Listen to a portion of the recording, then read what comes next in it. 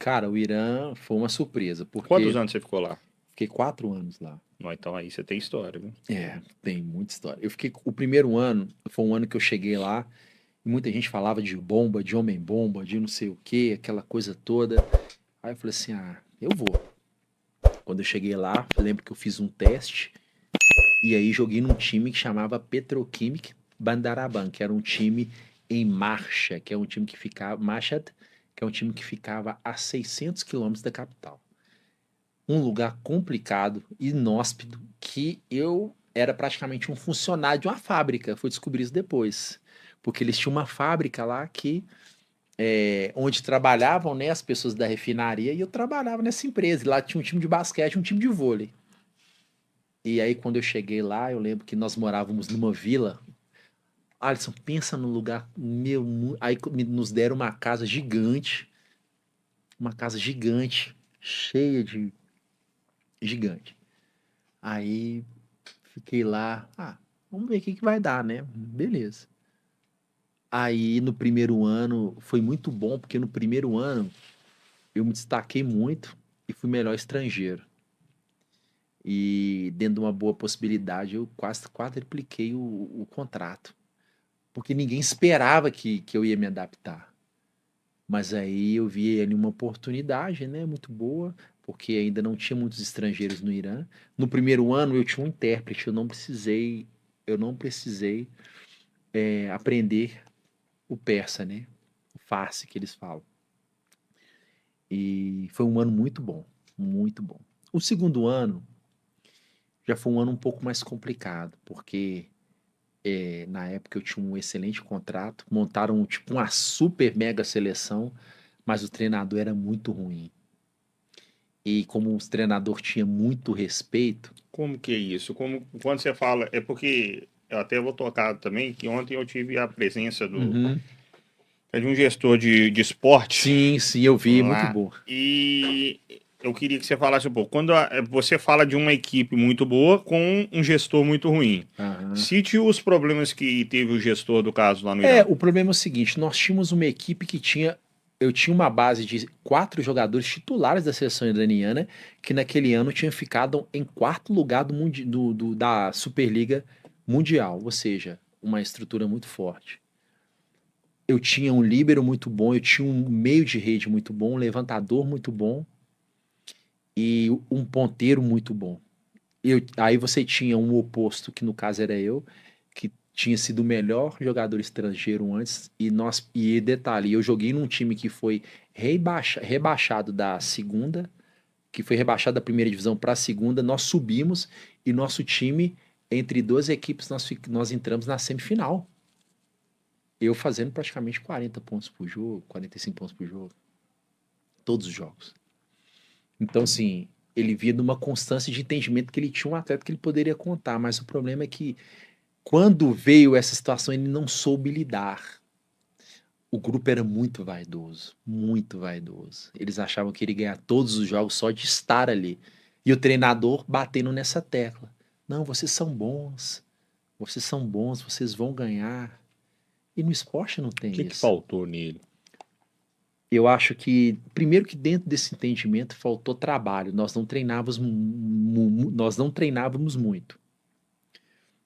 Ele era um cara que não tinha muito pulso firme, então ele me tirou como titular e colocou um outro cara que não tinha uma característica igual a minha, era canhoto, era bem mais velho, mas ele era muito famoso no país, então ele cedeu a uma questão política dentro daquele contexto que acontece muito no esporte no Irã, tá?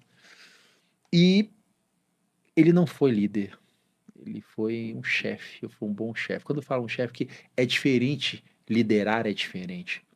Explica a diferença. Liderar é saber identificar a necessidade da equipe e fazer com que todos trabalhem em prol de um objetivo. A partir do momento que eu identifico na minha equipe, eu falo porque hoje eu trabalho com contexto digital, tenho uma equipe pequena, mas se eu identificar isso na minha equipe, eu preciso tomar uma atitude. Se eu tenho uma equipe que eu tenho aqui João, eu tenho Maria e tenho José. Se eu tenho João e Maria focados num foco e José, que é um projeto completamente diferente, ou seja, Não tem como ter alinhamento de propósito dentro desse contexto. E num time são 18 pessoas. Por isso que muitas vezes você vê o contexto do futebol como é complicado. E às vezes você vê um negócio assim, o grupo tá fechado, Então no esporte é muito sobre isso. Grandes gestores, eles precisam identificar isso. Eles precisam identificar a linguagem na qual ele tem um comportamento com um com o outro. Uma vez o Bernardinho falou uma coisa extremamente interessante, que ele falou, na geração Giba, Escada, Anderson, Gustavo, eu gritava com os caras, mas era a linguagem. Eu não posso, só que quando nós somos campeões com o Lucarelli, com o Lipton, era uma linguagem completamente diferente. Ele identificou isso. Eu não posso usar a mesma linguagem de comunicação para as mesmas pessoas dentro de uma equipe. Então, eu, como gestor e como líder, preciso identificar. Porque tem pessoas que eu vou conseguir potencializar pelo amor, outras pelo desafio, outras pelo propósito, outras precisam de uma atenção maior, outras não. É essa que faz uma junção vitoriosa. Por isso que liderar é difícil. E muitas vezes disso você fica sozinho. Porque dentro dos seus medos, dos seus anseios, do que você faz, não tem como você compartilhar com ninguém. Você está entendendo? Então é muito sobre isso e eu acho que faltou muito esse pulso dele. Ele deixou fatores externos influenciar dentro de um gerenciamento de equipe em função de ganhar um campeonato. E detalhe, nós não ficamos nem entre os 8, nós somos desclassificados para equipes que tinham o Burgess, né, muito inferior ao nosso, por causa de vaidade. Tinha fanatismo. Fanatismo eu acho que é muito forte falar, mas tinha gente pra ir no estádio Você ver. tá doido? Lá no Irã, É, o voleibol é o esporte principal do Irã, né? Então ó, que legal. eu já joguei em ginásio com 8.000. Gente me dando, jogando as coisas em mim, me xingando. E quantas vezes? Eu tenho até uma imagem no meu Instagram que eu tinha de uma cidade que eu joguei em Gumba, que é uma região mongol, sabe? Lá as pessoas têm a característica até do olho meio puxado assim, que é impressionante o que o esporte faz. Eu acho isso impressionante, porque imagine um lugar que é inóspito, não tem nada complicado, mas tem um ginásio que cabe 5.000 pessoas. E eles sabem que tem um time. E quando o time vai jogar, as pessoas saem do conforto das suas casas e vão lá presenciar e elas torcem fanaticamente. E depois, quando o jogo termina 10 horas da noite, 10h30, as pessoas voltam para o seu contexto normal. Oh, eu acho isso, o esporte faz umas coisas muito legais, assim, muito. E aí a pessoa tem aquela coisa. E quando eu andava na cidade, eu via muito isso, né? As pessoas te tratar bem, te dar algo. Não, vem comer no meu restaurante aqui. Bruno, marcha lá, os caras, sabe? É uma coisa muito legal, assim, nesse lugar. Mas lá o Irã é impressionante. Os ginásios em Teherã mesmo, até hoje, quando eu fiz até um vídeo, mandei para um amigo meu, né? Ele postou lá nas redes dele para mandar uma mensagem pro povo iraniano. Gosto muito daquele povo lá. O pessoal me trataram muito bem, sabe? Tive algumas experiências ruins, mas isso não influenciou em nada no que eu aprendi lá, entendeu? Porque tudo na vida, né, Wallace, isso é uma questão de experiência, né? Nem tudo você dentro daquela experiência você pega o que é bom, o que é ruim e agrega dentro da sua vida. E o Irã foi um episódio assim. Mas lá é uma cidade. Agora eu queria que você comentasse isso, porque eu nunca fui, tá? Uhum. É uma cidade que tem um contexto mais tranquilo, ameno, ou é uma cidade que eles têm essa fama meia caótica? Cara, o Irã, eu vou explicar para vocês, né? Eu não sei se vocês, as pessoas, um pouquinho de história aqui para as pessoas. O Irã é um país que ele, há muitos anos atrás, ele teve domínio dos príncipes, né, da Pérsia, dos chás, né? Então, Certo? o que aconteceu foi o seguinte: quando os Khomeini entraram com o islamismo, mudou muita coisa no país.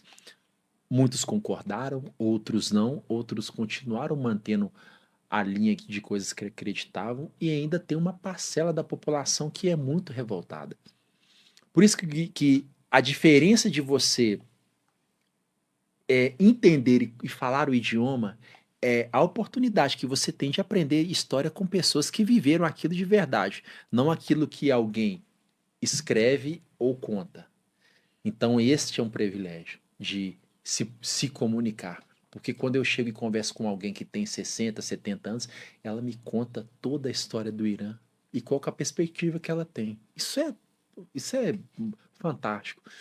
E é um país de muitas restrições, inúmeras sanções políticas. É um país, por exemplo, que não tem gateway de pagamento. Lá você não pode usar Visa, lá você não pode usar Mastercard, lá você só pode ter. Tudo é no dinheiro. Para que você fique hospedado num hotel, pelas regras dele, você precisa levar uma certidão de casamento, senão você não fica com o esposo, seu esposa no hotel. É uma regra deles, entendeu? Até mesmo em alguns hotéis para turista.